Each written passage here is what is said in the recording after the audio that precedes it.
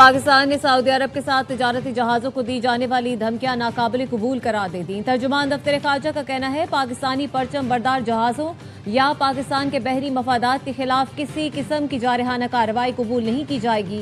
اقوام متحدہ کے منشور اور بین الاقوامی قانون کے تحت پاکستان کو جوابی کارروائی کا حق ہے۔ پاکستان حوثی ملیشیا کی سعودی عرب اور بحیرہ احمر میں تجارتی جہاز رانی کے خلاف دھمکیوں کی شدید مذمت کرتا ہے۔ ترجمان دفتر خارجہ کا کہنا ہے بعض عناصر کی جانب سے سعودی عرب کو مشرق وسطی کے تنازع میں گھسیٹنا باعث تشویش ہے۔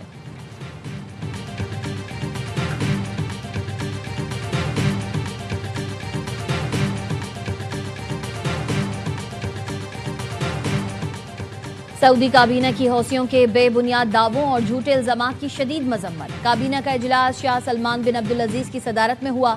خلیجی اتحادیوں کی حمایت کا اعادہ اور علاقائی کشیدگی کے خاتمے پر زور دیا۔ ایران کی کارروائیوں کو بین الاقوامی قانون اور ہمسائیگی کے اصولوں کے منافی قرار دیا۔ کابینہ نے کویت، بحرین اور اردن کے ساتھ مکمل یکجہتی کا اعادہ کیا۔ قطری وزیر اعظم شیخ محمد بن عبد الرحمن آل ثانی کا سعودی وزیر خارجہ شہزادہ فیصل بن فرحان سے ٹیلی فونک رابطہ۔ خطے میں کشیدگی کم کرنے اور امن و استحکام کے لیے سفارتی کوششوں کو تیز کرنے پر زور دیا۔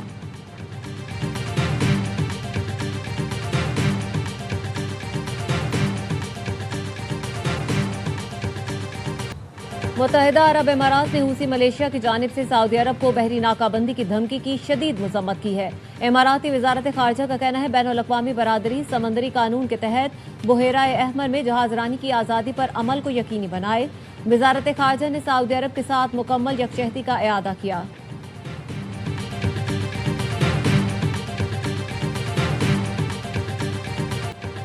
سیکیورٹی فورسز کا بلوچستان میں فتنہ الہندوستان اور فتنہ الخوارج کے خلاف مشترکہ آپریشن، 10 خوارج ہلاک ہو گئے۔ ISPR کے مطابق 100 عرب میں 7 خوارج مارے گئے۔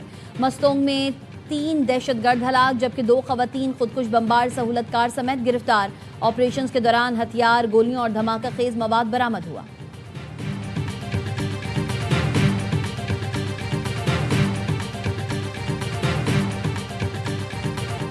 امید ہے اچھی خبر جلد آئے گی اور امن قائم ہوگا۔ وفاقی وزیر داخلہ محسن نقوی کی ایرانی ہم منصب سے ملاقات میں گفتگو۔ امن کے لیے غیر معمولی اقدامات پر عباس اراغچی اور سکندر مومنی کی تعریف۔ کہا ایران کے ساتھ تمام شعبوں میں تعاون بڑھانے کے لیے تیار ہیں۔ ایرانی وزیر داخلہ نے وزیر ریلوے حنیف عباسی سے بھی ملاقات کی۔ Islamabad Tehran Istanbul freight train service کی بحالی، علاقائی رابطہ کاری کے فروغ پر گفتگو۔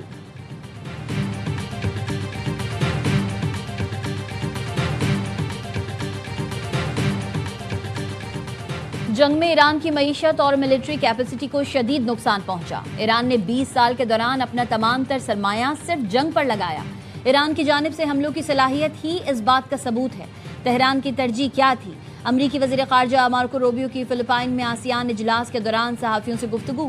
کہا ایران کے ساتھ تنازع کا سفارتی حل چاہتے ہیں لیکن تہران کی ترجیحات کچھ اور ہیں۔ آبنائے ہرمز میں جہاز رانی کی آزادی کا دفاع جاری رکھیں گے۔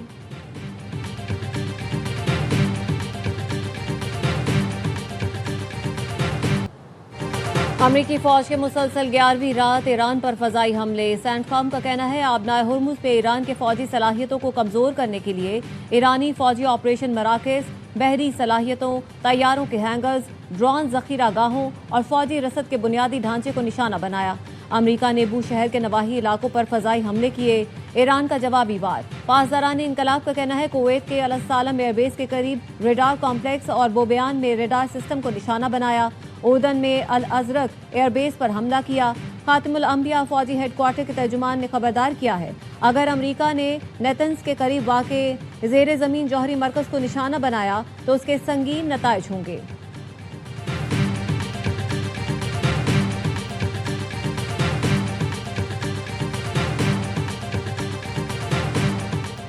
ایران سے جنگ میں $37.5 ارب خرچ ہو چکے۔ پینٹاگون کے لیے مزید جنگ کے لیے $87 ارب فنڈز کی منظوری انتہائی ضروری ہے۔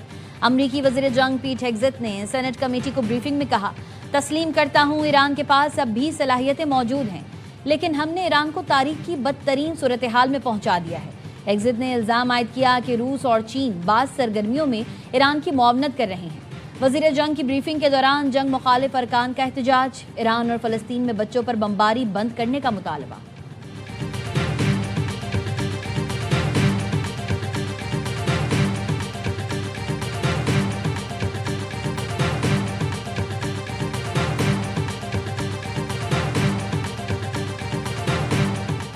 برطانیہ نے ایران پر امریکی حملوں کے لیے اپنے فوجی اڈوں کے استعمال کی اجازت دے دی۔ نئے برطانوی وزیر اعظم اینڈی برنم نے امریکہ کو اڈے استعمال کرنے کی منظوری دی۔ برطانوی میڈیا کے مطابق امریکہ کو برطانیہ کے کچھ اڈوں کے استعمال کی اجازت دی گئی ہے۔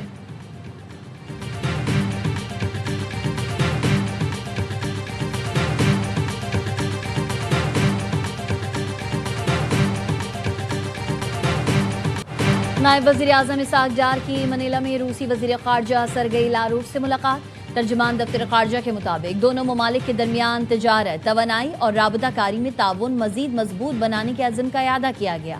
رابطے مسلسل برقرار رکھنے پر اتفاق۔ اسحاق ڈار کی بنگلہ دیش کے وزیر خارجہ سے بھی ملاقات۔ دو طرفہ تعاون اور روابط بڑھانے پر اتفاق۔ Ishaq Dar ASEAN regional forum کے وزارتی اجلاس میں شرکت کے لیے فلپائن میں موجود ہیں۔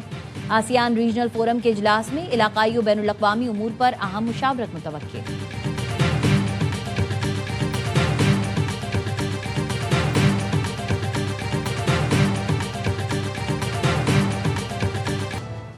مانسون زوروں پر، درجنوں علاقے پانی پانی، خستہ حال مکان اور چھتیں ڈھہ گئیں۔ حادثات میں متعدد اموات، پاک پتن کے نشیبی علاقوں، گلیوں اور سڑکوں پر پانی جمع ہو گیا۔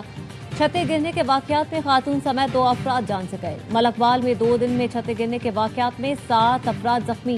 کئی علاقوں میں پانی جمع، بجلی کی فراہمی معطل۔ جلال پور بھٹیا میں سڑکوں پر جمع پانی نے لوگوں کا گزرنا مشکل کر دیا۔ خیبر پختونخوا میں بارش کا سلسلہ جاری، ڈیرہ اسماعیل خان میں سڑکوں پر پانی جمع، میدان میں چھت گرنے سے خاتون زخمی۔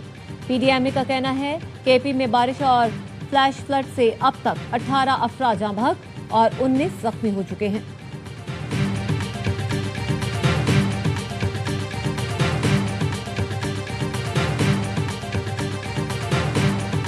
عوام کے ساتھ ظلم ہے بہت بڑا، اور خاص طور پہ بائک والوں کے ساتھ زیادتی ہے سراسر نا، کیونکہ میکینزم ہی نہیں ہے۔ صبح اٹھتے ہیں تو پرائس اور ہوتی ہے، رات کو سوتے ہیں تو پرائس اور ہوتی ہے۔ یہ روز والی جو پالیسی ہے نا، یہ تو بہت بری ہے، یہ نہیں ہونی چاہیے۔ اللہ ان کو ہدایت دے۔ گاڑی پہ تو سمجھیں کہ بس گھر میں کھڑی رکھنے کے لیے رہ گئی ہے، اب موٹر سائیکلوں پہ ہی آتے ہیں، اس پہ بھی لگ رہا ہے کہ اب ریڑے اور ٹانگے اور سائیکلیں وہ جو ہیں اسی پہ جانا شروع کریں۔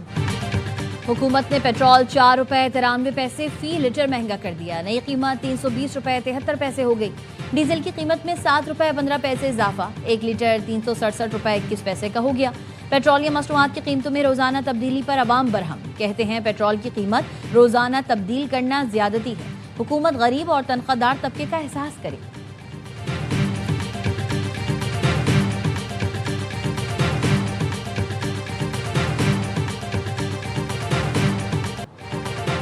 روزانہ کی بنیاد پر پیٹرولیم مصنوعات کی قیمتوں میں تبدیلی کسی صورت قبول نہیں۔ پیٹرول پمپ ڈیلرز ایسوسی ایشن کا کل صبح 6 بجے سے پیٹرول پمپ بند کرنے کا اعلان۔